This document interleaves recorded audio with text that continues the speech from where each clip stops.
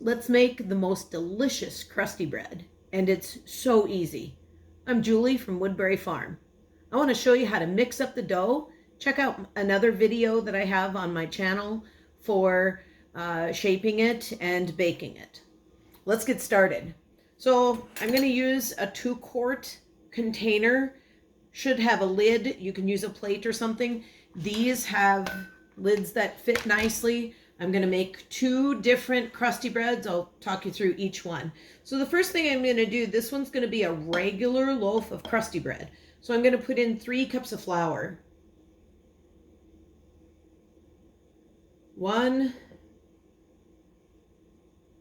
2, 3. And if you want, you can weigh your ingredients. I'm going to show you the consistency that I like, and you can add about a tablespoon more flour at a time if you feel it's necessary. Now in this one, I'm going to make crusty bread with whole wheat and sourdough. So I'm going to put 2.5 cups of bread flour. 2, here's my 1/2 cup measuring cup, and 1/2 cups of bread flour. And then I'm going to put 1/2 cup of whole wheat flour in it.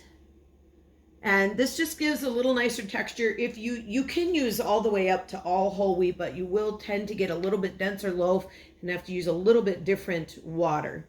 Okay, the next thing, a teaspoon of salt in each bread. And I like to mix 2, 3, 4, 6, 8 of these at a time, just because it's so fast.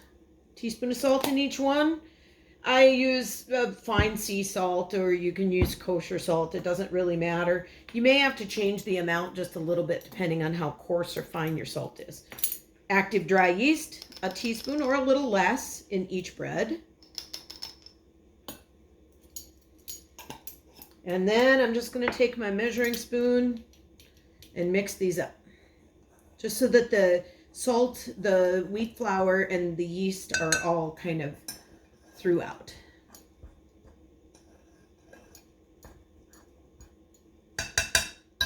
Okay, I'll be back with water.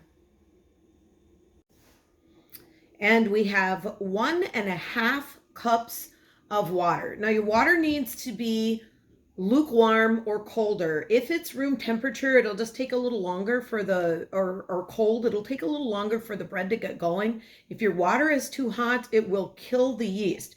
And so if you basically can't feel the water, if it feels like there's no water there at all, lukewarm, that's fine. If it's hot to the touch, it could kill that yeast. So don't make it too hot. And I'm just going to dump that right in. Now I have one more ingredient that's going in this whole wheat bread, and that is some sourdough.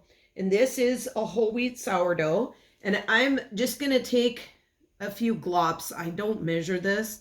It's about 100% ratio, so it doesn't really change the, the consistency of the bread too much. And I'm just going to glop some in there. I'm shooting for maybe 1/2 cup, but I don't measure it at all.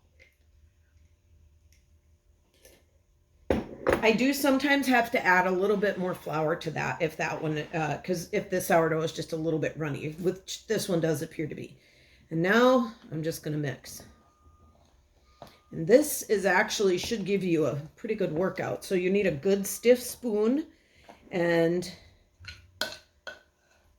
you want this dough to be kind of hard to come together, but all of the flour should be incorporated by the time you're done. And this takes minutes, you guys, minutes to bring together. Now, when I'm done here mixing this up, I'm just going to put the cover on it, and I'm going to leave this sit on the counter. I usually mix them in the evening, bake them right away in the morning, but you can mix them in the morning and bake them in the evening. I've heard as little as 3 hours is enough, as much as 24. The longer you leave it sit, the more of that kind of sourdough flavor it will have. Okay, now, if you can see this, it's very sticky, but it is also kind of stiff and hard to work. This should make a nice loaf. And like I said, Just going to cover that and leave it sit. That's it. This bread is mixed and ready. There's no folding, nothing. You just dump it out and put it on a parchment and bake it. That's it. This is the easiest bread I have ever made. Now, as I mix this one, remember that if you're new to this, you might want to be a little more careful with your flour measuring. Get a gram scale and weigh it. You can do all those things. If you can't get the flour worked into the dough, it might be a little too stiff, but you do want that to be a good, thick dough. It should be basically difficult to get all the flour mixed in. And this one looks like it's going to be really good too. Look how thick and stiff that is. It's what they call shaggy. And now this one too. I think this one is just right.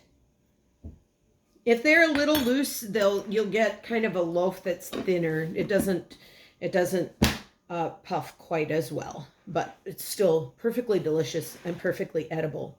Now, check out the No Knead Bread or Crusty Bread video for how to bake these and enjoy the most delicious crusty bread that you've ever tasted. And it's so easy. See you soon.